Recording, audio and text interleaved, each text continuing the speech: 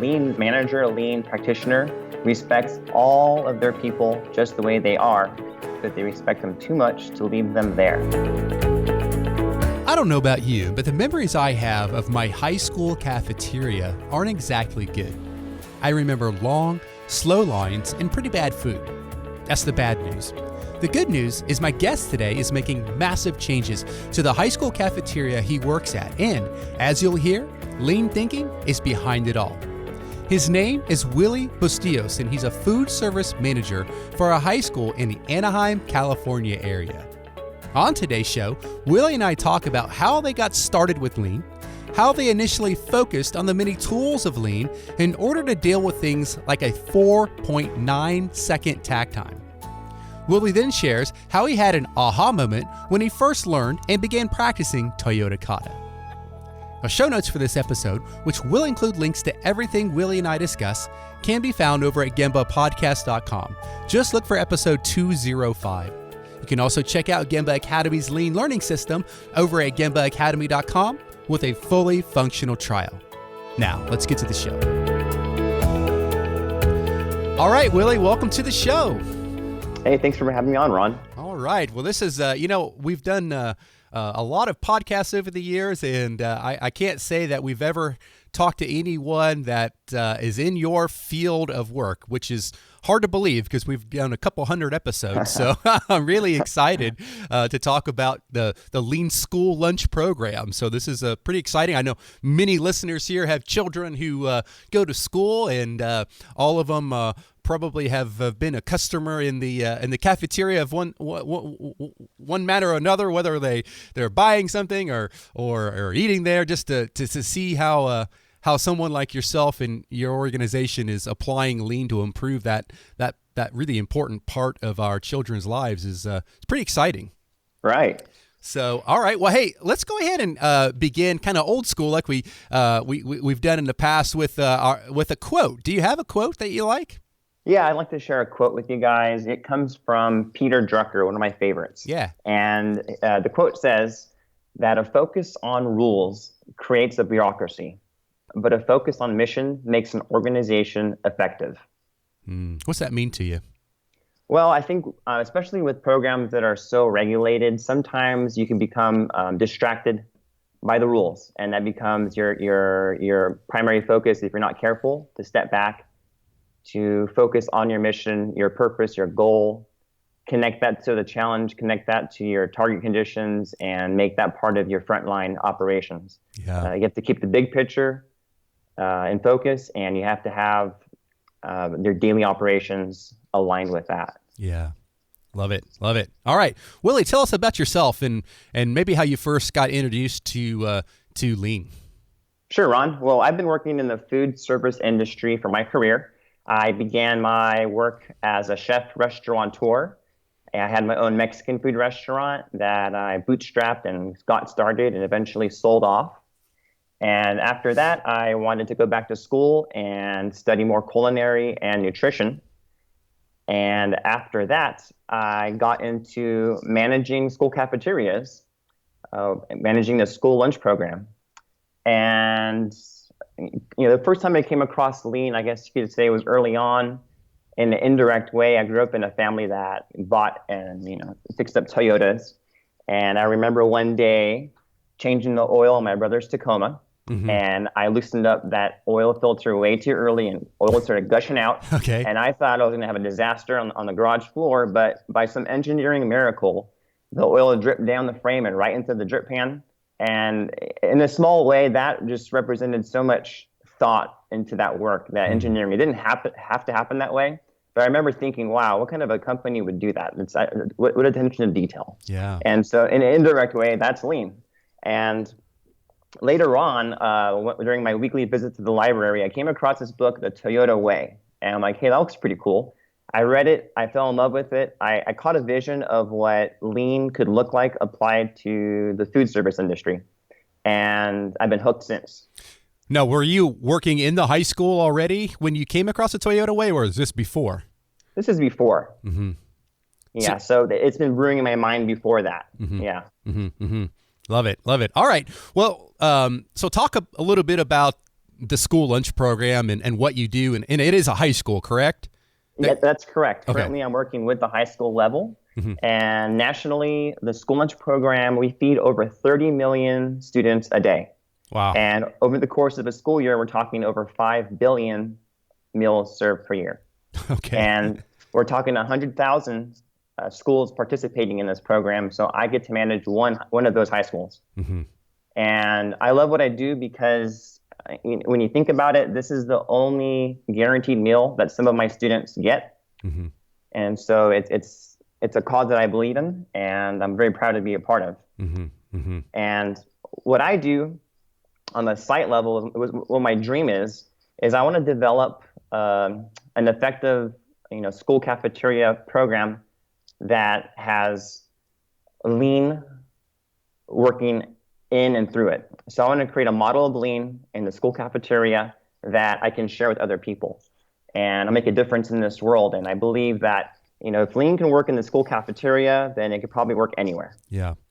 And so to kind of give you a snapshot of what we do on the site at the high school level, out of a school of 1,900 students, we're feeding 1,100 of them plus every day. And when that bell rings, we can feed all 1,100 in less than 8 minutes. Wow. So if you're doing the math, that's about a half a second or less per transaction per student. There's a lot going on. This is a ripe home for lean to take hold of and improve. So my goal is I want to feed more children. I want to give them better food. I want to make the lines faster. I want to make the cost cheaper. I want to make the waste decrease. And to kind of give you an idea of what lean has done for us, every time I go into a new school and I implement lean concepts, that site will rise to the first place rank in participation in the district. And what that means is basically you divide how many kids are eating by how many kids attend that school. And lean will actually get quick results. They'll rise to the top. So kind of a dumb question, but like, let's say you had 1,000 kids in a school and only 200 of them ate in the cafeteria or purchased food in the cafeteria. That would be bad, right? Well, yeah, exactly. I mean, our goal is to feed as many kids that want to eat, right? So the higher the participation rate, the better. Mm-hmm. That means we're meeting the needs and demands of the students. Yeah, exactly. So that's the goal. Now, you said that when you go to different schools, so you're working in one particular school right now, right? Or are you going to different schools?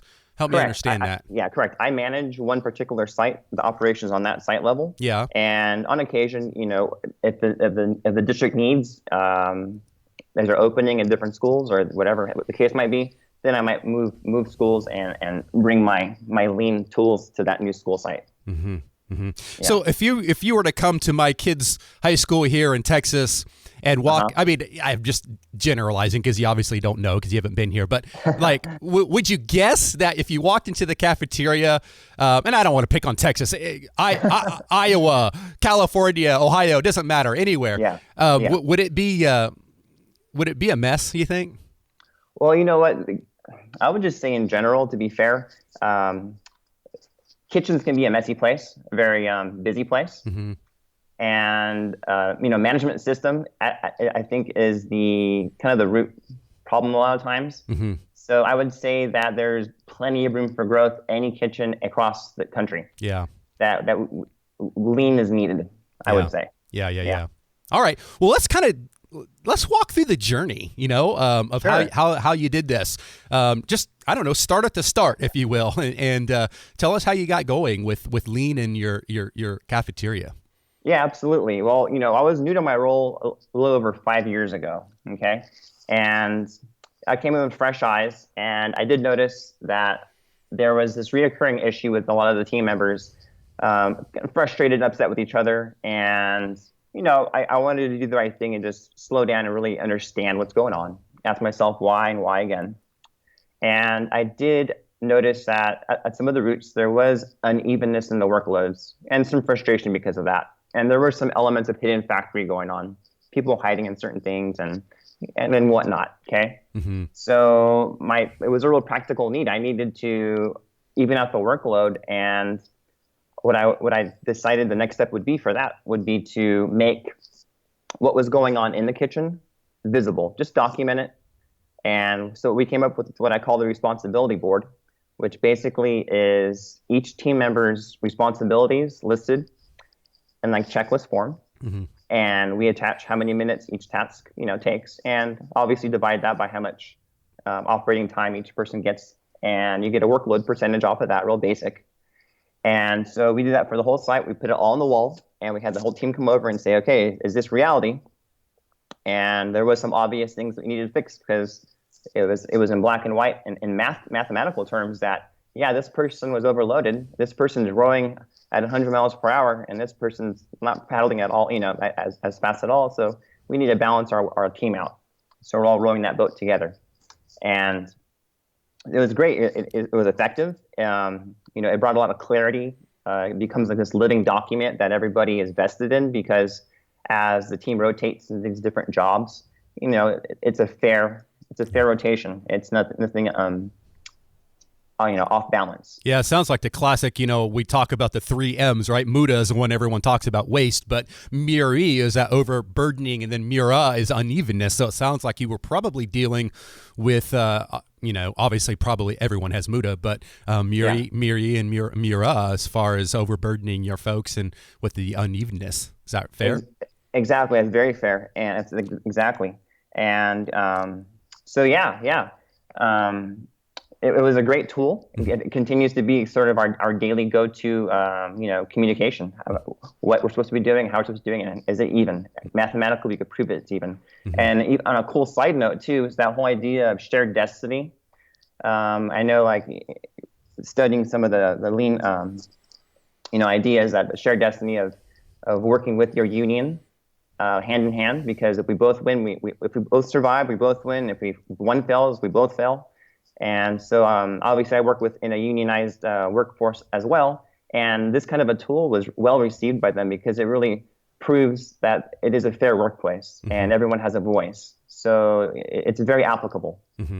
Mm-hmm. to the school cafeteria. Mm-hmm. Mm-hmm. So right. I'm sure not everything was smooth and easy. It never is with any sort of lean effort, especially early on in a, let's face it, non-traditional environment where lean might be applied, right? So talk a little bit about maybe, any kind of resistance you faced, and what did you do to overcome it?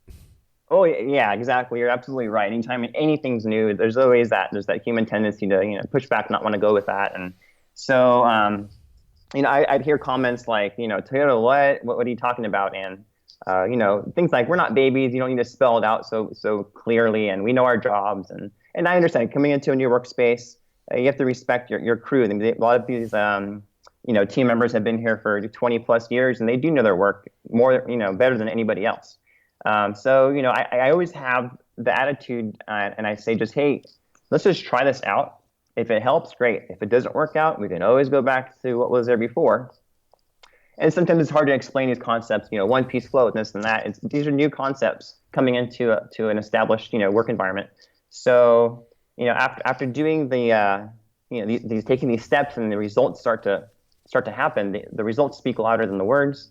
And I think as long as you're humble and you build trust and you're patient and you don't expect everything to happen at once, step by step, you can win people over. And, that's the way to do it. Mm-hmm. Now, I don't want you to use any names or anything like that, but right. Could you maybe give us an example or just maybe tell us a story of an individual, or I don't know, a group of individuals who were resistant? Like what did they do? Like, were they like bowing up in your face? Were they not showing up to meetings or whatever? And then maybe talk about their transformation. Sure. I'll give you an example. One of the things I got a lot of pushback on was the need for us to start producing more meals in our own kitchen. And that was taking a big turn, because before that, a lot of the things that were prepared were reheated and prepackaged and manufactured in a facility, and obviously heated back up in our kitchen. And so, once we started having to keep up with that kind of demand when we're producing our own meals, it was hard for some of my team members to even think about that. That just sounded like too much work, more work, and not enough, too much give and not enough take. And so, going through that was pretty difficult, because it was a different pace of work than they were used to. And so it came down to the same thing where you kind of have to explain to them that it is possible, and you have to show them it is, and they have to gain confidence that they can do this new type of work and this new pace of work while still being fair. So, that's one of the things that come up that I've noticed. It's just, I guess they have to believe they can do it, and they have to see it's possible because they have never seen that done before. Right. You know? Right. Seeing is believing sometimes, right? Absolutely. Don't tell me, show me. Yeah. Right? Yeah. Yeah. All right. Well, let's geek out a little bit. Let's talk, I don't know, some tools, lean tools, right, and just really go to Gemba type application. Talk a little bit about what kind of tools you're using in the cafeteria. Yeah, absolutely. Well, to kind of continue what we're talking about before is after we got that what we call the responsibility board going, and I really wanted to take that next step and start experimenting with pool, because I noticed that as far as our products, our menu in the food industry, as with our products, we were really pushing the food on the students. And after analyzing it, I'm looking at our menu and I'm saying that we're probably doing things that are more convenient for our kitchen, as opposed to putting the customer in the center of the menu and responding to what they're pulling, right? So that kind of turned things on its head as far as what the students were demanding from us. Like I was saying, they were demanding more in-house prepared meals, and that created a new problem because now we had to keep up with that. More kids were coming, more kids wanted fresher meals, and now we had to keep up with that and adjust. So we needed tools, and Lean came to the rescue. So a couple of things that we implemented were standardized work processes. We used tack time. We began value stream mapping. Well, let me stop you there. Yeah. Let's talk tack time. Yeah. What is your tack time? Do you know? So for example, I'll just kind of give you like a broad view. We're producing up to 800 lunch entrees in our little kitchen, and we have about 60 minutes to make all that. And so tack time that's like 4.9 seconds per lunch item coming out, and I only have a team of 6 ladies on the floor. Take that, Toyota, with your 60-second tack time. Come on, man, 4.9 seconds. I'm just saying, like the Toyota Supra versus like a spicy chicken sandwich, no comparison, right? But, hey, it's still 5 seconds, man. Come on. Yeah, well, you can appreciate that, right? Yeah. And so, and I'm working in a 60-year-old kitchen, and I have all my equipment, but I'm just saying, it was like working in a submarine sometimes. Yeah. For sure. And so we have 5 simultaneous processes happening, and these lean tools apply as simple as application is. They give us that increased capacity. Mm-hmm. So yeah, we're talking, fast production. Yeah. And yeah, so that's just kind of like an example of the tack time there. Yeah. Yeah. I want to circle back to the push versus pull, because I think it's obviously a challenge for you, because I know in even talking to you before we hit record, you're very conscious of delivering healthy food and all the rest of it. And, sometimes kids, may not want the healthiest food. So the pull might be for, greasy, fried, horrible food, right? So how do you balance, if they want terrible food versus a more healthy option? You know what I mean? Well, we do it the lean way. We built in quality, right? The nutrition is built into the food that they like. Yeah. So the buns that we serve are all whole grain, but we don't tell them it's whole grain, but it is whole grain. Mm-hmm. Right. So the nutritional quality is built into the food. The calories and the fat, limitations and the salt limitations, it's all built into it. And we have to work with the regulations that we must follow, and make the best product out of that. Yeah. So I always say it's hard to make vegetables cool. And you're right. The crowd pleasers usually are the things that are more, I would say, fast foody. Yeah. But we could take the things that they are, looking for, and make the healthiest type version of that as possible. Yeah. Mm-hmm. Love it. So what are you working on like currently? So you kind of, sounds like you've done a lot of what we would call traditional lean, 5S, Kanban, and tack time, and balancing cycle time to tack time, all that kind of good stuff. What are you up to these days? Well, yeah, exactly. So these days I am busy implementing the Toyota Kata. Mm. And like you're saying, I was really focused on the tools for the last 5, 6 years. And I've been a little bit frustrated because I was never able to encourage the front line to do continuous improvement.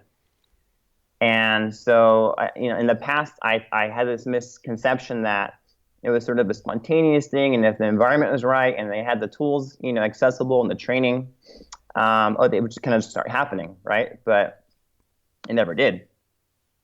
So now that we're implementing kata, it was almost like I had the second aha moment. Like, this is what was missing. Mm. This is that next step that we're missing, that I've been trying to figure out, that it just, didn't happen. Mm-hmm. And so we're busy getting this implemented, and very exciting. Mm-hmm. Mm-hmm. Now, before we were recording, you mentioned something about the 100 monkey theory. What is that all about? Oh yeah, I wanted to just like we were saying, that missing part. And so if you haven't heard the 100 monkey theory, it goes something like this: if there's an island of monkeys and they begin using a tool spontaneously on the other side of the world, this other group of monkeys will start doing the same thing.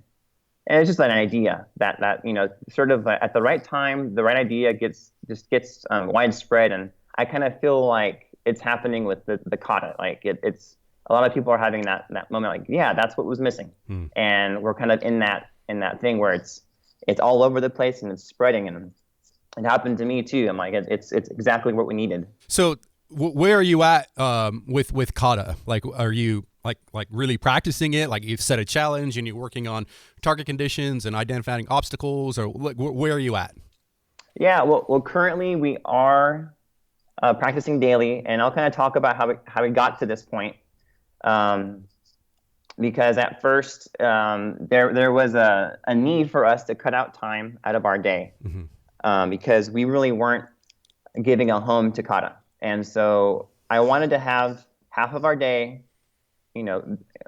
scheduled operating, responsibilities. And when I say our day, I say myself as a coach and my mentee, my number 2 in the kitchen. And so we had to cut out time, get rid of waste, make things efficient, rebalance things out, so that myself and her had half of our day to focus on continuous improvement through the kata. Okay, so that was that first step, that first challenge of getting to that point. And so we do practice daily. We have our board on the wall, and it's right in the middle of the kitchen. So that caused a lot of stir with the ladies. What is this? More work? What's happening here? Yeah. So that kind of a thing. But some are really curious, and some, of course, push back, like, what is this foreign concept here? But yeah, it's amazing, because it's really transforming our day-to-day routine. It's almost like choreography steps. You go through it, and it just becomes second nature every day. And I even see the fruit being, bearing fruit in my mentee. The language coming out of her, it sounds like lean talk. And the ideas coming out of her sound like lean ideas. And it's great because it's just a very natural, organic people development happening at the front line. And that's what I love about kata, because really we're taking the focus off the tools and really putting it into our people and growing them and developing their capacity to improve this site on their own. We're trying to enlarge and secure that knowledge base and pass it down one person to another person in that daily routinized, system. Yeah. We've gotten really into the weeds, and we talked a lot of pretty specific examples of lean, use a lot of lean jargon and so forth. Yeah. There might be someone listening to this right now, Willy, who's understood not much of what we've been talking about when it comes to all the technical details of lean and all that kind of stuff. But they are intrigued that they would like to improve, perhaps their school cafeteria, or maybe it's not a school cafeteria. Maybe it's some other non-traditional environment that lean's not typically practiced in. Okay. Right. Speak to that person. And what do you want to tell that person as far as why they should give this a go and why they should give this a shot? Absolutely. Well, why you should be is because it works. It gets results. It respects people. It's not manipulative. you're addressing the fundamental things in an organization, and you're improving it for the long run. I think it's the best tool set a leader, a manager, in any setting could use. And so it's why is it worth it? Because excellence is worth it, and being mediocre at anything is just as much work as being excellent. You just have to apply yourself and your energy in the right direction. So I say, if you're curious about bringing lean into your own in your neck of the woods, go for it. And it's not easy because anything new is usually pushed back on, but it can be done, and I think it's absolutely worthwhile, and it's the right thing to do for your organization, for your people. Yeah. Yeah. Love it. Very good. Very good. All right. Well, we could talk all day about the lean in the cafeteria, but let's go ahead and jump into the reflection section, Willie. This first question is one that we've asked for the better part of a couple hundred episodes, and I want to circle back to on this one for sure. And we spend a lot of time in lean talking about those two pillars. The one being continuous improvements, the tools, the things that we can touch, but that other pillar, respect for people, is a little bit harder to wrap our arms around and understand. So I'm curious, what does respect for people mean to you? Sure, Ron. And I do like that respect for people can also be, said as respect for humanity. Yeah. And I like to compare it to a saying I've heard, and it goes something like that God loves all people just the way we are, but he loves us too much to leave us there. And so I kind of think in the lean world, the lean manager, a lean practitioner respects all of their people just the way they are, but they respect them too much to leave them there. Oh, that's so good. That's so good. Sometimes you got to push people out of their comfort zone, right?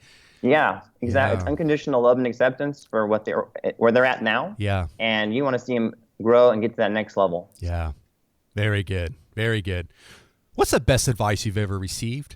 All right. I want to share a few pieces of advice I've gotten from different parts of my life. So my late father-in-law, Jim Kramer, would always say, never give up. Never give up. That was his thing. And I got a piece of advice from my premarital marriage pastor, Sandy Otsuji. He'd always say, don't major in the minors. What's that mean? Fry the big fish. Don't worry about the little things. You focus on the big things, and don't let the minor things distract you. Don't major in the minors. That's a lot. I love that. I love that. And there's lean applications to all this, right? So yeah. And then the final one I like a lot is by one of my old bosses, John Bruce. He is the president of a pharmacy, and he would say, "When you don't know what to do, scratch your head, not your behind." Okay. Set that target condition, I'd say. Yeah. Very good. What are you most proud of as it relates to your journey with lean? Yeah, I like to share a story about one of my student workers. We actually get to employ student workers for, about 20 minutes a day. They come and help out in the cafeteria, running the registers and whatnot. And I had one of my student workers is really behind on her grades, and she's like my go-to. She's like my mini manager, right? And she just kills it in the kitchen. She's such an awesome help there. But she's on this borderline of dropping out of school. She doesn't really see the point in it. She's still behind. And she says the only thing keeping her in school is that she loves to work in our cafeteria. And, that blew me away, because it's not because, I'm so awesome, but I really think it's because the lean ideas that we've put in has created this environment where she feels needed and important and welcomed and useful. And so, I mean, that's just an example of what, of the effect you have on people. No, that's beautiful. And now she wants to become a manager one day, and she wants to work in the food service industry, and we'll see where that takes her. Yeah, that's beautiful. What grade is she in? 12th grade. Nice. Well, very well done. I mean, you just, you never know the impact you can have on a person, right? You could change your life. So true. Yeah, that's beautiful. Now, does she get involved in all the continuous improvement stuff as well? You know what? I only get her for 20 minutes a day, so I pull her to my side and I'm coaching her, as I can, and it's pretty fast paced, Yeah. Yeah, so we haven't been able to get her in a kata yet, but that'd be great. Well, yeah, but the environment's there, right? You can't avoid it, right? So she is working in a lean environment, whether she knows it or not. Exactly. Yeah, yeah. Hey, do you got any good book recommendations for folks? Yeah, I've been thinking about The E-Myth by Michael Gerber. It's more of a business book than a lean book. Mm-hmm. But I revisited that book, and it's funny because you come back with the lean lenses on, and you can see a lot of things that apply. And so in E-Myth, Gerber talks about just looking at everything as a system. Even if you don't have a system, that's a system. And he really emphasizes the importance that don't just work in your business, but you really have to work on your business. And that's the continual improvement part of things. Yeah. Step back, get some perspective and say, what am I doing here? And work on that. And that could be if, as an employee or as a business owner, it all applies. Yeah. And a really cool thing he talks about is this inner conflict that everybody has. And he calls it, the technician, the manager, and the entrepreneur. And, basically the technician in us, we like to just do things with our hands and feel like we've accomplished something. And doing is the purpose of work, right? And then there's the manager part of us that likes to organize people and organize things and label things. And, I guess the 5S inside of us, that's what work is, right? And then the entrepreneur in us is the innovator, the person who makes the whole thing up in the first place. But it's more of they actually bring chaos into the balance, right? And so the chaos that the entrepreneur creates, the manager has to organize, and the technician's like, get off my back, you're making more work for me. I'm busy working over here. And that's a struggle inside of us all. Yeah. But, in a lean way, I can see, sort of sometimes I get stuck in the tools, the technician side. I want to just apply tools, and kind of, neglect the people in developing them. And then sometimes I neglect thinking about innovations and adding more, capacity to what we're doing. So I can see how that dynamic is inside of me and all of us, and how we need to balance it out. What's interesting about it, though, is if you even think about kata a little bit, there's a little bit of all three of those in kata. Think about that challenge, right? Like might be the entrepreneurial kind of, here's where you need to go. No idea how to do it, but here's where we want to be in about a year, right? Yep. And then you kind of back into it, and you start looking about current conditions, and then eventually the technician's like, all right, let's run some experiments.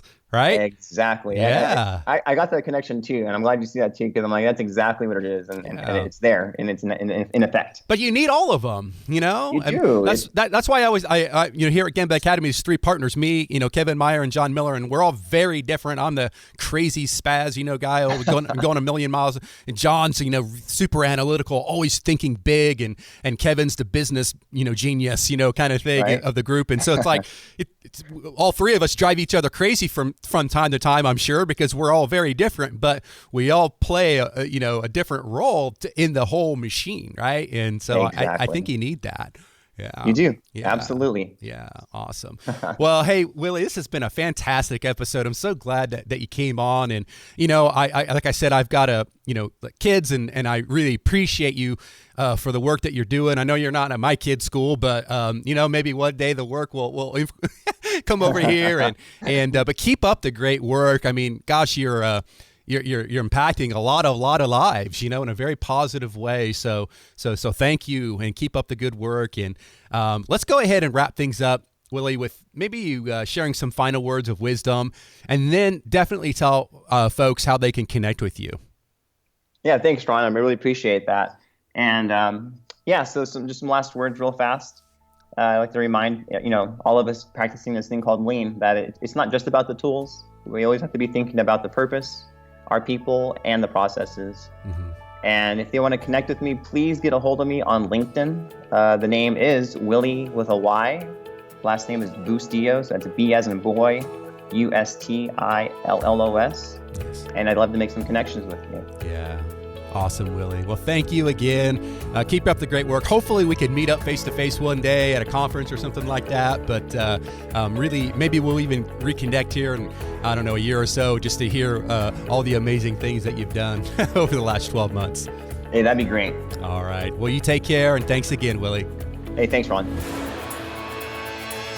Thanks for listening to the Gemba Academy podcast. Now, we invite you to take a no-strings-attached, fully functional test drive of GembaAcademy.com. Gain immediate access to more than 1,000 Lean and Six Sigma learning resources, all free of charge at GembaAcademy.com.